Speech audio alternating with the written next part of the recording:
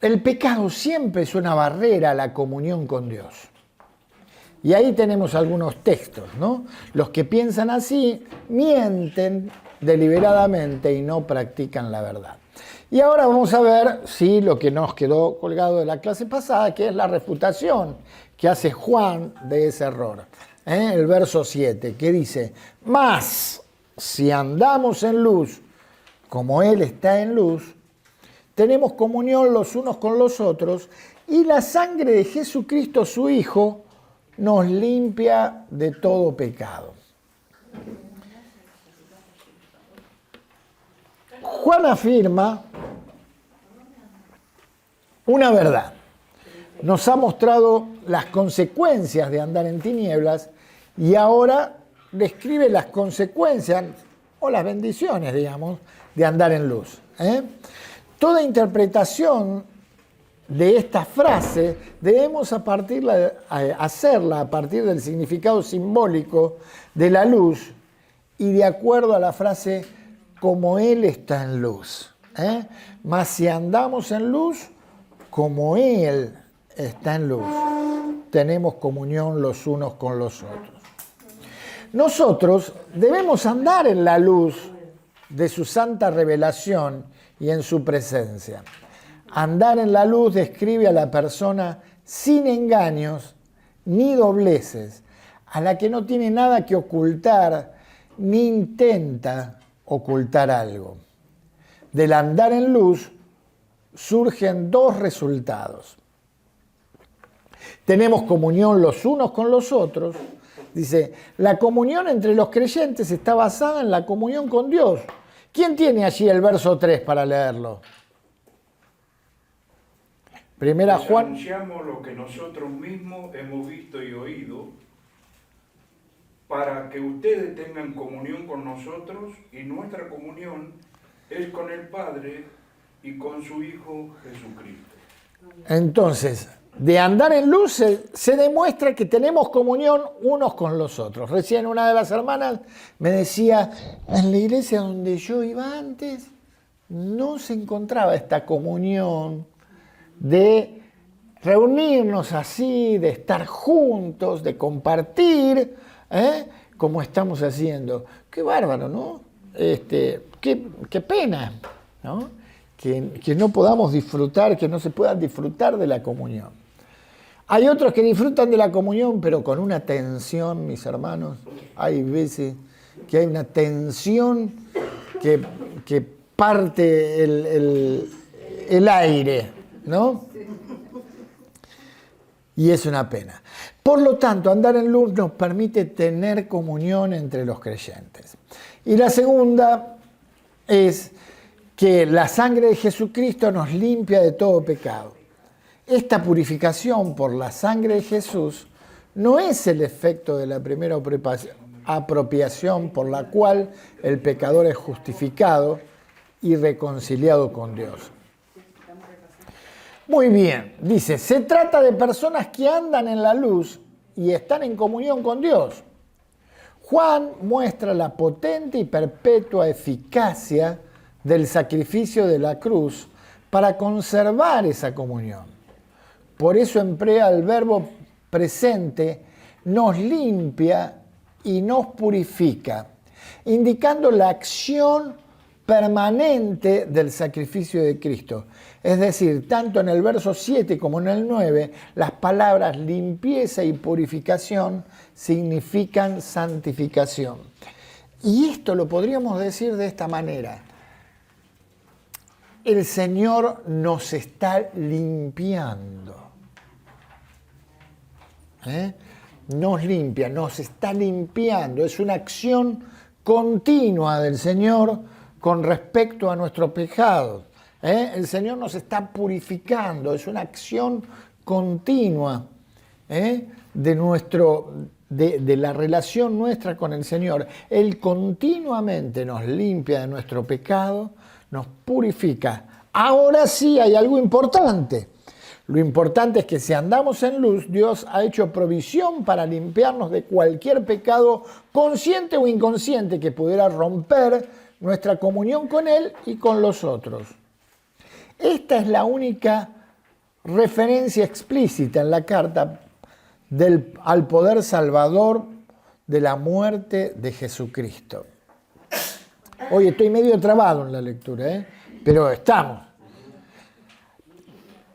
Fíjense esto, ¿no? Que el pecado también no solo rompe la comunión con Dios, rompe también la comunión entre los hermanos.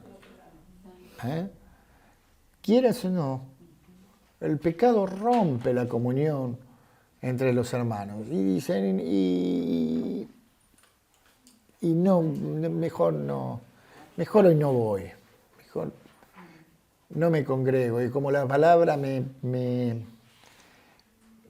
toca el corazón y no quiero cambiar, mejor hoy no voy. Y empiezo a alejarme y empieza a romper la comunión también entre los hermanos.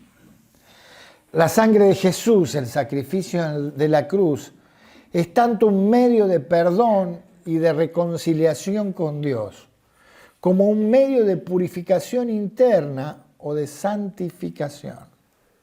Para que la sangre de Jesús nos purifique, es necesario que los pecados sean reconocidos y confesados con arrepentimiento. Es necesario mirarse cada día, ¿no? Hacer un autoexamen cada día con el Señor y ver y hacer una confesión con Él, pero una confesión sincera, concreta, específica. Por supuesto que no nos vamos a acordar por ahí de todo lo que nos mandamos durante el día, ¿no es cierto? El Señor lo sabe. Pero el Espíritu Santo se va a ocupar de revelar aquello que tenés que poner a cuenta con el Señor. Y con la disposición del arrepentimiento, la disposición a cambiar, a tratar de no volver a caer en lo mismo. Bueno, la negación de que el pecado existe en nuestra naturaleza, esa es la segunda afirmación falsa. Dice, esta segunda afirmación falsa era peor que la primera. Dice, no tenemos pecado. La primera afirmación admitía la existencia del pecado, aun cuando negaba sus efectos. En la segunda afirmación se niega la existencia del pecado. La palabra pecado está en singular y significa el principio heredado del pecado. Dice en el verso 8, si decimos que no tenemos pecado, nos engañamos a nosotros mismos y la verdad no está en nosotros. ¿Vieron algunos? Alguna vez preguntaron, ¿viste? A mí me tocó alguna vez preguntar, y en su matrimonio, usted, ¿no es cierto que nos peleamos alguna vez con nuestra señora, con nuestro esposo? Dice, no, jamás me peleé. Y vos ahí claro, la canción de la cumbia le queda chiquita, ¿viste? No, yo jamás me peleé. Santo varón. Es necesario. Es necesario. Dice, si decimos que no tenemos pecado, ¿qué pasa? Nos engañamos a nosotros mismos. Marcelo, sí. una cuestión que estaba hablando, conversando. Yo tengo pecado, ¿no? Y vos lo que estabas diciendo, que el hermano y la hermana no saben que yo he pecado. Y no saben qué tengo. Pero el Señor sí. Y vos estabas comentando que por eso no vengo a la congregación, no me congrego, esquivo. Pero lo que ellos no saben, el Señor sí. Y cuando yo vengo acá, ¿qué pasa? El Señor me lo trae, me lo saca a flote. Acá. ¿Y qué hago yo? Si yo sigo ocultando, porque yo le voy a pedir perdón al Señor, pero no le voy a pedir perdón a todos ellos. ¿Es así? Porque yo pequé, digamos, lo oculto ante ellos, pero ante el Señor jamás, ni allá, ni en mi casa, ni donde ande, ni acá. Hay pecados y hay pecados, ¿no es cierto? Sí. Hay pecados que te van a afectar a vos y que los vas a arreglar vos con el Señor. Hay pecados que van a afectar a la iglesia. Y que no necesariamente lo tiene que saber toda la iglesia, pero lo podés confesar a personas,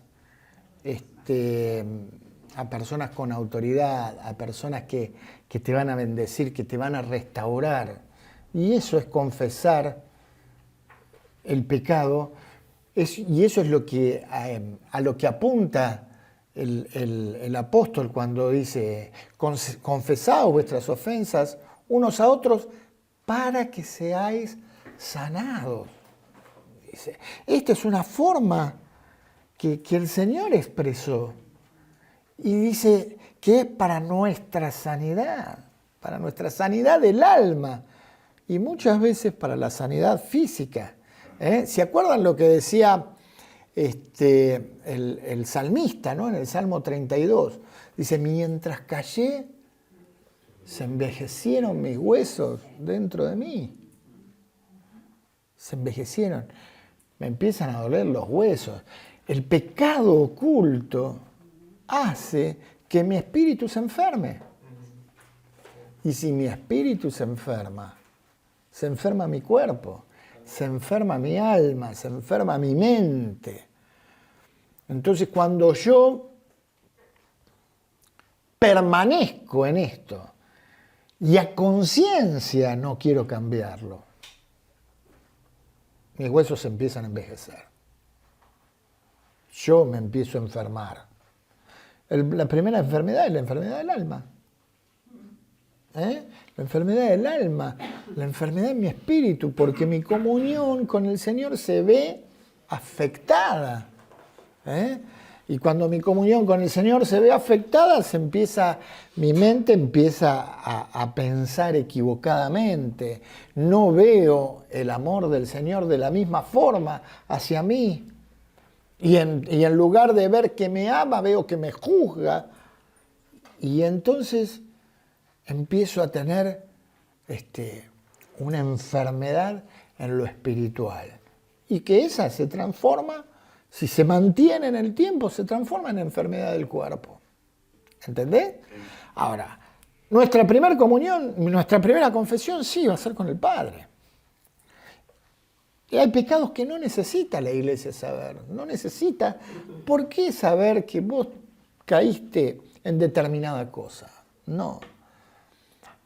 Hay veces que se necesita ayuda para que el pecado para no recaer en el pecado. Y ahí entonces necesitamos hablar con gente espiritual que nos ayude, que nos dé herramientas para vencer el pecado, que ore por nosotros, que nos cuide en oración, que esté a nuestro lado hasta que sabemos que vencemos. ¿Me entienden? Por ejemplo, Sí. me viene a la mente la enseñanza de Jesús, cuando a veces es un poco difícil practicarlo, pero Jesús lo enseñó, dice que si tu hermano pega contra ti, ve y repréndele estando con él solo. Si no te escuchare, llama a 2 o 3 testigos, y si no, ante la iglesia, ¿no? O sea, hay un orden ahí. Claro. Y bueno, que a veces cuesta uno hacer las cosas, seguir ese orden. Y si seguiría ese orden, habría mejores relaciones. Tal cual. Pero ese tipo de pecados es cuando ya es público, cuando hay algo que es público. Como el último paso. Claro. Primero personalmente. Cuando hay algo que es público, si yo ponele, yo soy el pastor, y ustedes me ven a mí que cometo un error, y entonces dice, andáis y reprendelo en privado. Decir, che, mirá, me parece que le erraste acá. Me parece que esto está equivocado. O si ustedes ven que yo enseño algo que no está bien, estaría bueno que vengan y me digan, che, Marcelo, mirá. Lo que vos decías era la confesión, el confesados el uno con los otros. Claro. Y a veces, como el catolicismo hace eso, lo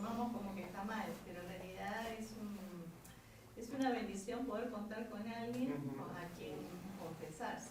Tal cual. No que vamos a recibir el perdón a través de un cura, no, Tal es cual. una hermandad de apoyo, como decimos.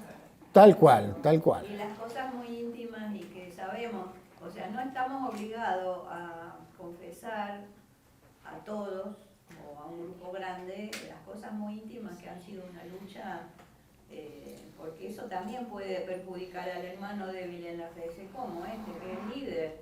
Mirá, ¿qué pasa? ¿Cómo está tentado en esto? ¿No? Entonces, por cuidar el corazón también de los que son débiles, lo que dice Gaby es aconsejable a una persona madura que nosotros le compartimos la lucha que tenemos, ya lo hemos hablado acá, y eso nos ayuda también a fortalecernos, porque ya hemos dicho la debilidad con otro y nos cuidamos más, y el enemigo ya no viene a acusarnos, porque estamos en pacto de oración.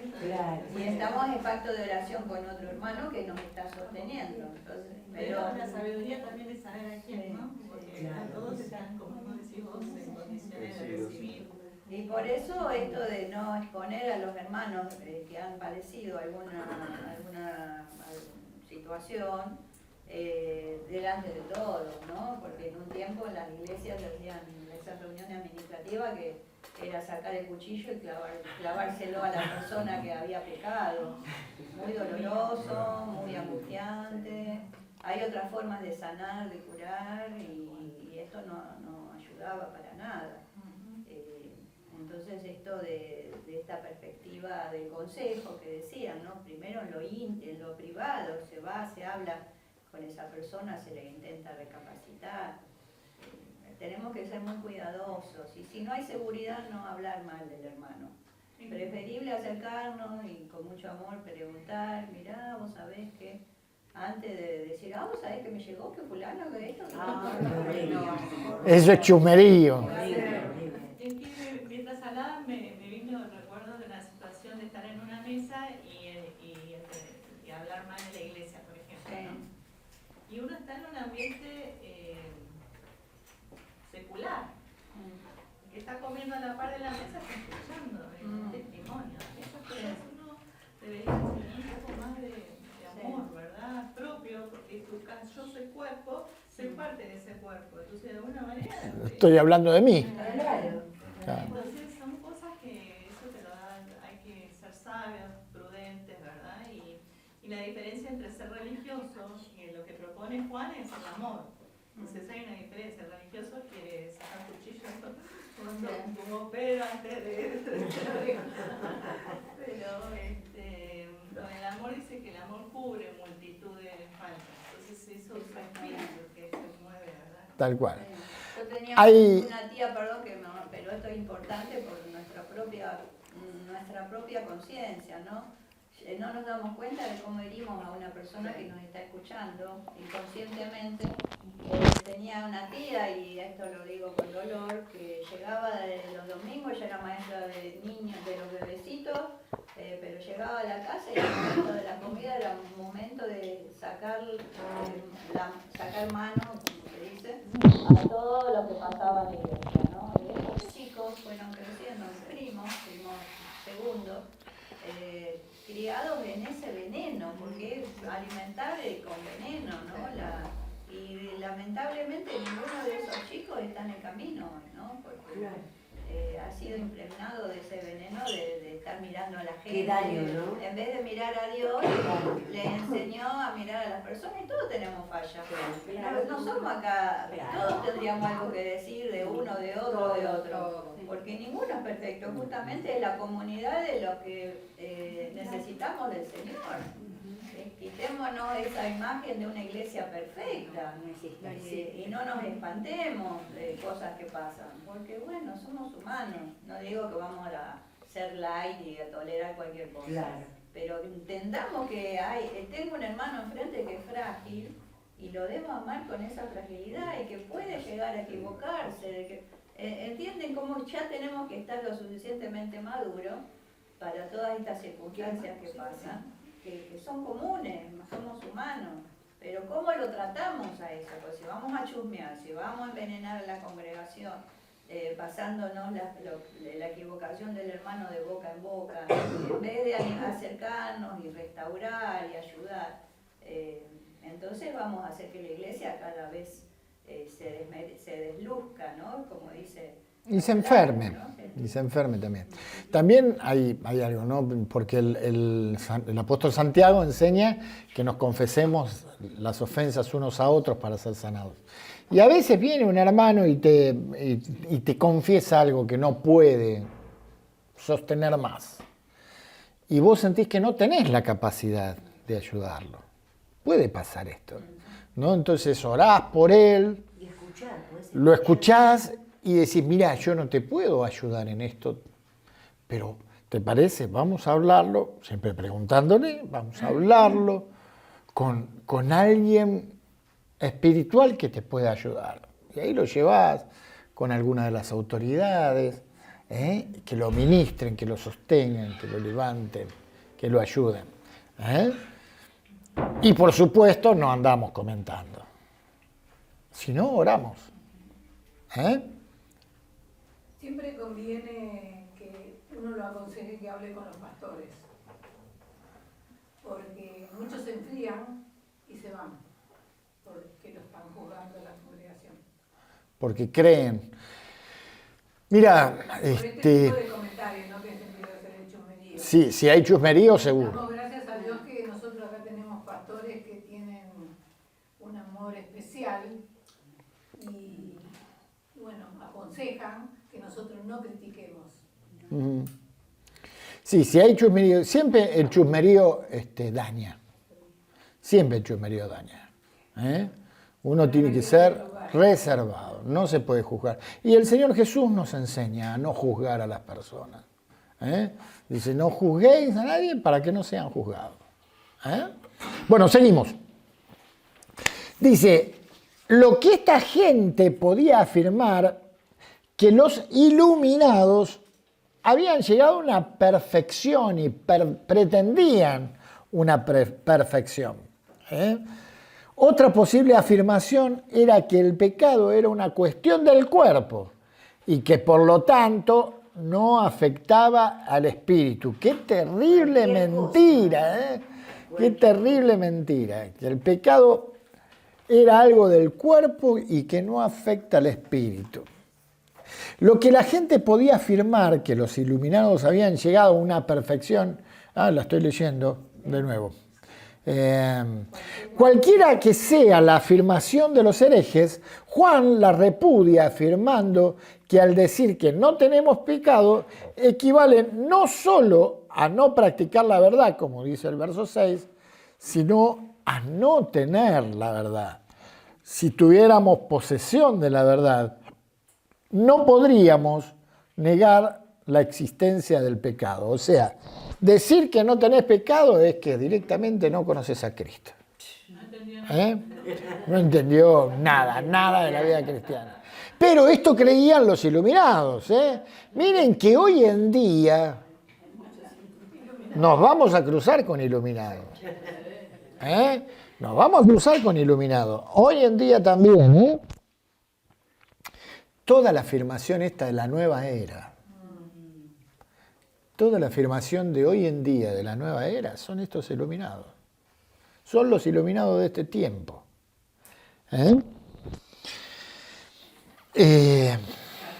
La afirmación de Juan se aplica igualmente hoy a todos aquellos que llegan a la realidad del pecado, tratando de interpretarlo solamente en términos de causas filosóficas, fisiológicas, psicológicas o sociales.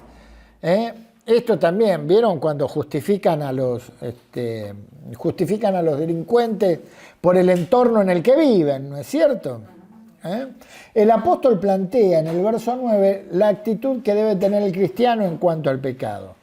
No es negarlo, sino admitirlo y recibir el perdón que Dios ha hecho posible. Si confesamos nuestros pecados, reconociendo delante de Dios que somos pecadores, no solo por naturaleza, sino también por nuestras prácticas, Dios procederá a perdonar nuestros pecados y limpiarnos de toda maldad.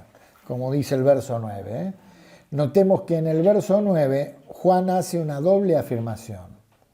El pecado es una deuda que se remite o se perdona, y el pecado es una mancha que se borra. Si confesamos nuestros pecados, Él es fiel y justo para perdonar nuestros pecados y limpiarnos de toda maldad. En ambos casos, Juan hace referencia a la fidelidad y a la justicia de Dios. Todo problema encuentra solución primeramente reconociendo que hay un problema. Mientras no reconozcamos que hay un problema, va a ser difícil que encontremos solución. Pero eso pasa en todos los ámbitos de la vida. Si yo no reconozco que tengo un problema, no puedo solucionarlo, porque entonces no tengo un problema. ¿Qué voy a solucionar? Si no reconozco que tengo un pecado, ¿qué voy a confesar? Algo que no tengo. Esa es una dificultad. Pero Dios lo ve. Sí, Claudio. En la obra evangelística, ¿no? Porque el plan de salvación implica que uno es culpable y necesita un salvador, y arrepentirse. Pero la gente a veces, no es que diga yo soy perfecto, pero se justifica moralmente, capaz que no es una persona que mató a alguien, que vive estafando o mintiendo, o engañó a la esposa o viceversa. Pero cuesta aceptar eso, ¿no? Que uno es pecador. Sí, lo acepta muy superficialmente, pero de ahí a sentir comisión de pecado y arrepentimiento, como diciendo yo soy bastante bueno dentro de todo. Como que llega al punto de no de aceptar, soy pecador, necesito que Cristo me perdone. No, como que mi moral es intachable, yo soy una persona. Y ese es el problema. Y son los que creen que por obras Claro. ¿Y cómo hacemos nosotros? ¿Cómo hacemos nosotros? A la hora de- se echa mucho, ¿no? ¿Qué es lo que... A la hora de... Acá voy, a ver. ¿Qué es lo que manda el Señor? Arrepentidos y convertidos, no sé. Bien, pero no, el Señor, en la gran comisión, ¿qué nos manda? Todo el mundo. Ir por todo el mundo y predicar. ¿Quién los convierte? Entonces, ¿nosotros qué tenemos que hacer? La palabra. Predicar. ¿Saben cuál es el problema? Es que a veces nosotros queremos que la persona se convierta. A veces nosotros queremos convencer a la persona y no somos nosotros la que la tienen que convencer. Es el Espíritu Santo. Nuestra tarea es hablar. No lo hacemos por mal. Vos sabés que tenía un compañero en la No secundaria, lo hacemos por mal. un compañero en la secundaria que era bueno, realmente. Fue bastante bueno, me aguantó toda la secundaria al lado mío. Yo le he hecho cada cosa, ¿no? Era bueno, pero yo no solamente le hablé de Cristo a él, sino le hablé a la familia y los invité a la familia, a la iglesia. Era muy católico y realmente eran gente buena, eran gente piadosa. Y digo, pucha, qué difícil que me es hablarle a la gente buena, ¿no? Es difícil, por esto que decía Claudio, porque por sus propias obras, por su moral, se consideran buenos. Ahora, capaz que como católico también eran salvos y yo quería convertir a alguien que era salvo, porque realmente tenían valores cristianos. Hoy ya pienso de otra manera, ¿no es cierto? No juzgo a la gente por su religión, porque a eso le toca al Señor.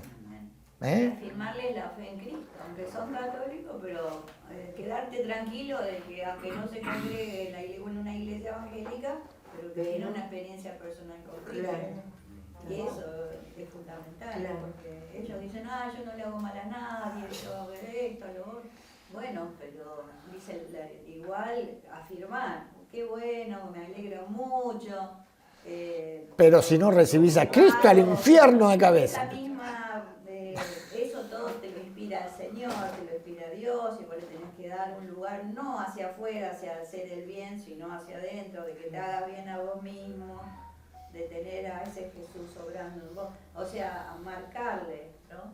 Y la gran diferencia es, la buena noticia es que Dios se acerca al hombre por amor, y el hombre después responde a Dios con buenas obras. El católico tiene el esquema diferente. Dios se acerca, yo me acerco a Dios por las buenas obras, y de ahí, de las buenas obras, entonces Dios me ama. Pero en Ah, estos mirá vos, días Blanca. Hay que cambiar, ¿no? Después les voy a hacer el esquema. Sí. hay mucha confusión porque el otro día estuve en una reunión que era Sí. había venido un señor de Israel y hizo una reunión. Entonces, a la par mía hay una chica que se ve que me escuchó hablando con otro que si era cristiana, pero no dijo nada. En un momento ella empezó a opinar que no sé, que había sido kirchnerista y que después no sé qué, y que ahora se había hecho judía, que por la Torá se le dejó todo eso, pero bueno. Entonces después al final me acerqué porque quería saber, quería ver qué es lo que le pasaba en su corazón, porque sentí algo extraño ahí. Y la verdad que había estado con los cristianos, era con una confusión, pero llegó un momento que yo le dije, mira, yo no te puedo explicar, yo te pido que le pidas a Dios que puedas tener una experiencia con Él. Yo no te lo puedo dar, pero pedirle que Jesús pueda manifestarse, porque entonces en un momento, se ve que se manifestó, pues estaba endemoniada, así. Empezó a hablar de lo mal que los cristianos evangélicos le habían tratado, y porque ahora estaba en eso, como que la habían juzgado mal, ¿verdad? Y me terminó maldiciendo, diciendo que todo, yo soy profeta y que todo lo que me hicieron te caiga a vos, me dijo. Uy, se puso mal. Total. O sea, oiga esto, que hoy día hay tanta confusión dentro de la gente, que sí se necesita realmente que Dios nos dé sabiduría para poder transmitir su evangelio sin... porque evidentemente, por lo que ella dijo, que los evangélicos la trataron, no sé qué, o sea, tenemos mal testimonio. Entonces aquí hay un tema, ¿verdad? La realidad es que uno no puede saber si hubo un mal testimonio o si la persona estaba tan endemoniada que... Hemos actuado en muchos, yo me incluyo porque soy parte Sí, de la sí, sin duda. Entonces, evidentemente, nosotros también tenemos que pedir al Señor este espíritu de amor, este espíritu de discernimiento, De sabiduría. tiempo, porque realmente la gente está mal. Y otra cosa que quería decir, que David pecó, pero le tuvo que mandar un profeta para que se diera cuenta de su pecado. A Claro. veces, y él era un hombre que se arrepentía cuando se daba, pero evidentemente hay momentos que nosotros no vemos el pecado que tenemos. Ujú. Entonces, por eso es importante, como la oración que él hizo, que muéstrame Aquellos pecados que me son ocultos. los pecados que me son ocultos. Tal cual, tal cual. Pensaba, Marcelo, que la parte, Sí. el libro Romano, primeros capítulos, que habla énfasis en eso, la culpabilidad del hombre, y cómo después desarrolla toda la teología, que se llama teología, lo que tiene que ver con la salvación, el plan de salvación, y después presenta a Cristo, la única esperanza. Tanto el moralista, el judío, el que tiene ley, el que no la tiene, el gentil, todo bajo la condenación, todos culpables. Hasta que nos dio muestra su amor para nosotros, que siendo un pecador, Cristo murió con nosotros, justificado pues por la fe tenemos paz con él. O sea, el libro romano es algo, desarrolla la teología. Desarrolla la teología.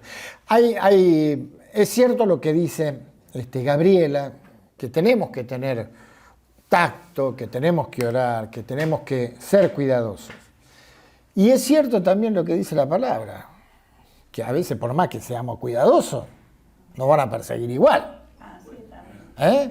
Y le vas a caer mal igual, ¿viste? Porque hay un poder demoníaco detrás que te va a tratar de hacer pedazos, ¿entendés? Pero el Señor te dice que Él va a poner sus palabras cuando tengas que presentar defensa del Evangelio. Así que lo que nosotros tenemos que hacer es confiar en Él, estar en comunión con Él, no tener miedo. Y Y no te reproches tampoco de la palabra que hablaste cuando hablaste lo que el Señor te mandó a hablar. Porque a mí me ha pasado, a mí me ha pasado decir, hablé con alguien y después, viste, pensás, tendría que haberle dicho de esta otra manera, tendría que haber sido así, viste. Y digo, pucha, tendría que haber sabido más, tendría que haber... ¿No? Y resulta que me encontré a las 2 semanas con la persona y me dice, qué bien me hizo lo que me dijiste. Y yo digo, ¿qué? ¿Fui yo? No, fue el Señor el que habló.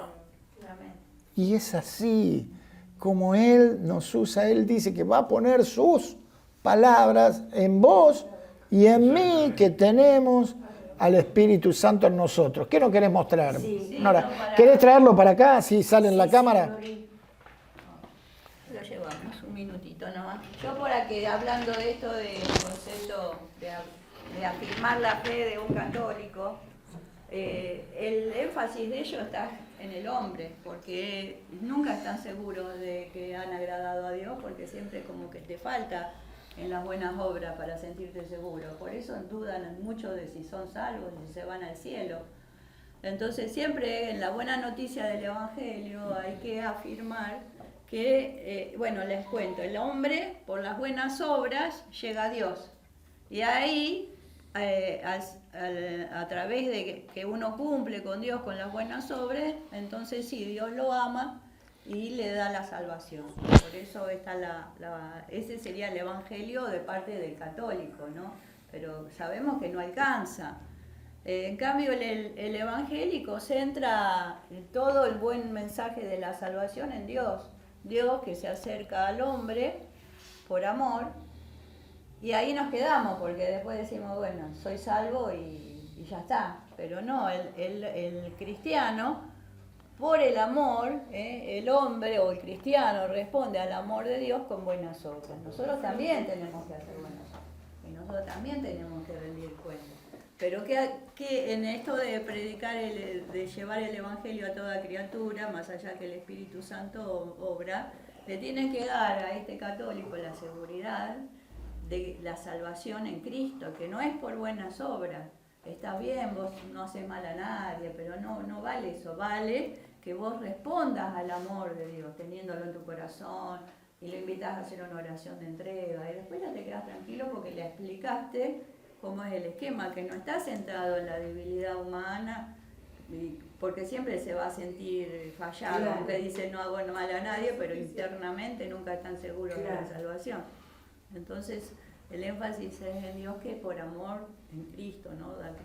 ¿Lo entendieron más o menos? Sí, perfecto. Sería el católico o el judío del Antiguo Testamento, ¿no? Que basándose en la ley pensaba obtener la justicia de Dios, el favor de Dios. Y nunca la alcanzaba, y tenían miles de normas, y eso es lo que Jesús le recrimina a su pueblo, ¿no? Es que el enfoque ahí es bien religioso, porque el enfoque está en el hombre. Exacto.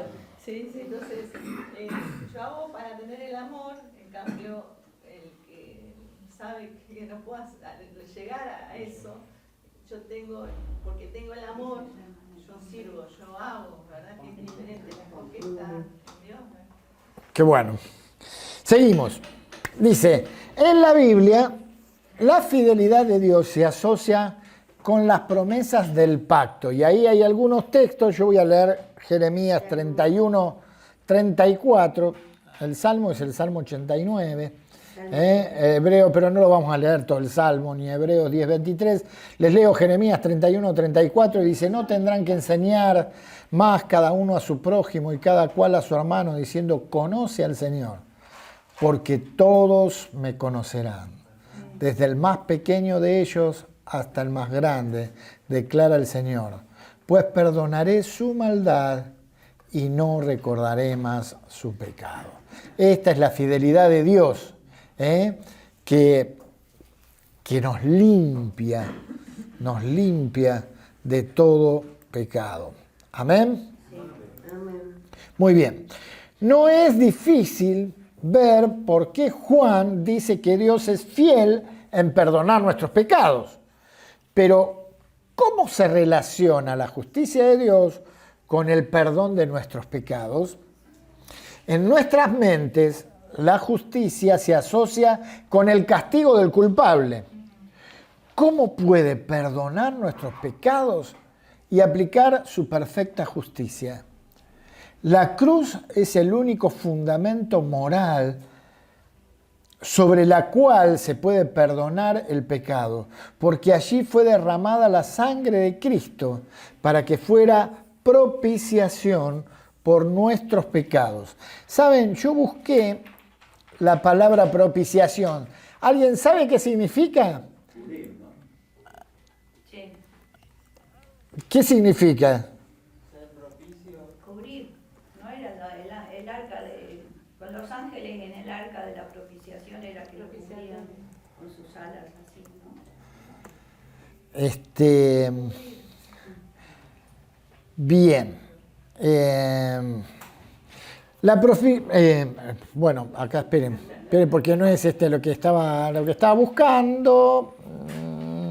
Ya me aparece. ¿Dónde está? Se me desapareció.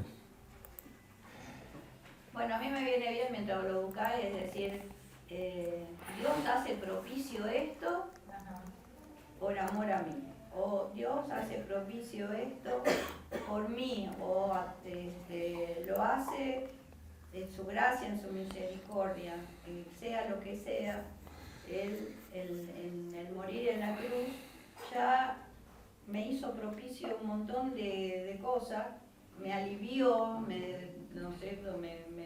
liberó de un montón de cosas que yo no hubiera podido sobrellevar, ¿no? Por eso Él hace propicio mi paz, Él hace propicio mi fe, mi confianza, y siempre Él va a estar adelante de mi propia fuerza, adelante de mi propia debilidad, porque Él ya se dio entero, y ya hizo todo completo. A eso también es otra forma de interpretar, ¿no? Sí, la palabra propicio es otra. La propiciación en sí es una acción agradable a Dios que se le mueve a la piedad y a la misericordia. Entonces eso me llevó a buscar la palabra propicio. Y la palabra propicio es favorable, inclinado a hacer el bien. Pero me llamó la atención los sinónimos. Los sinónimos son favorable, benévolo, benigno, próvido, ventajoso, bueno, beneficioso. O sea, el sacrificio de Cristo es favorable a nosotros. El sacrificio de Cristo es benévolo para con nosotros. El sacrificio de Cristo es benigno para con nosotros. Es próvido, es una provisión de Dios. Es ventajoso para nosotros, es bueno, es beneficioso. Por eso se los quise leer, ¿no? Porque Sí, porque nos cubre entre la ira de Dios, porque por el pecado no puede estar delante de la presencia, pero gracias al sacrificio, a la sangre, Somos justificados. se interpone. esa ira. Somos justificados. Es beneficioso, nos protege, porque justamente la sangre tenía que estar en propiciatorio, muriendo ahí, ¿no? Entonces, es interesante. Acá yo tengo, dice, propicio, dice, expresa el profundo amor y la gracia de Dios al Padre y Jesucristo, ofreciendo un sacrificio que permite que nuestros pecados sean perdonados para que podamos recibir el regalo de la salvación. Amén. Qué bueno, qué buena definición. En nuestras mentes, la justicia se asocia con el castigo culpable. Esto lo leímos recién, ¿no? ¿Cómo puede perdonar nuestros pecados y aplicar su perfecta justicia? La cruz es el único fundamento moral sobre el cual puede perdonar el pecado, porque allí fue derramada la sangre de Cristo para que fuera propiciación por nuestros pecados. Dios es fiel para perdonar porque prometió hacerlo, y es justo porque su Hijo murió por nuestros pecados. El perdón y la purificación que resulta de la fidelidad y la justicia de Dios están condicionados por la confesión. En la Escritura hay muchas advertencias acerca del peligro de ocultar nuestros pecados y muchas bendiciones si los confesamos. Además requieren no una confesión general del pecado, sino una confesión particular de los pecados, recordándolos y confesándolos y abandonándolos. Y ahí tenemos el Salmo 32, lo que les había leído antes, Salmo 32, del 1 al 5, lo que les había contado antes, y Proverbios 28, 13. Ahora, acá hay algo importante, esta propiciación. La pensó el Señor junto con el Señor Jesucristo y su Espíritu Santo antes de la fundación del mundo, antes de que fuéramos creados. El Señor te hizo a vos, me hizo a mí, sabiendo que íbamos a pecar. Y sabiendo que Cristo iba a tener que morir y derramar su sangre para que nosotros seamos salvos. Por eso el pueblo de Israel constantemente tenía que ejercer sacrificios para que la sangre de un cordero inocente limpiara el pecado del pueblo. Pero hoy la gracia de Cristo hizo que su sangre constantemente esté delante del Padre para hacer una acción de limpieza y purificación constante sobre sus hijos. ¿Quiénes estuvieron el miércoles en la reunión? El miércoles en la reunión. ¿Se acuerdan lo que nos decía el pastor? El pastor nos decía, el problema no es el pecado, el problema no es el pecado porque el Señor llevó nuestros pecados anteriores, presentes y futuros en la cruz. El problema es que a veces no creemos que Él hizo eso por nosotros. Y lo hizo desde antes de la fundación del mundo porque pensó en vos y pensó en mí. Hoy vamos a terminar acá, pero quiero que te lleves esto. Desde antes de la fundación del mundo, el Señor te miró. Supo quién eras. Supo quién eras. Supo que ibas a pecar. Y supo que Jesús iba a dar su vida por vos y por mí. Es maravilloso. Su amor es maravilloso. Y por eso le vamos a dar gracias ahora, ¿les parece?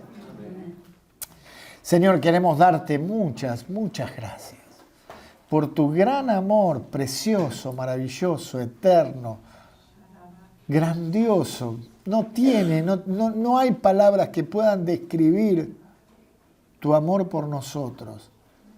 Tan dulce, Señor. Tan amado. Amarnos para hacernos hijos tuyos. Para hacernos los hermanos menores de tu Hijo Jesucristo. Pero para hacernos reyes, sacerdotes, herederos de tu reino. Es algo impresionante. Tu amor, Señor, no tiene límites, verdaderamente. Señor, meditar en que pensaste en nosotros, siendo tan chiquititos, tan insignificantes ante tu gloria, ante el honor de tu presencia, es algo maravilloso. Señor, queremos darte gracias. Y queremos rogarte, Señor, que tu Espíritu Santo nos redarguya, nos enseñe, nos muestre cuando no estamos bien, Señor, para que podamos ponernos a cuenta contigo, confesar, restaurar nuestra comunión plenamente y disfrutarla. Disfrutar de lo mucho que preparaste para cada uno de nosotros. Te amamos, Señor, bendecimos tu gran nombre, te honramos en el nombre precioso de Cristo Jesús. Amén. Amén. Que el Señor les bendiga.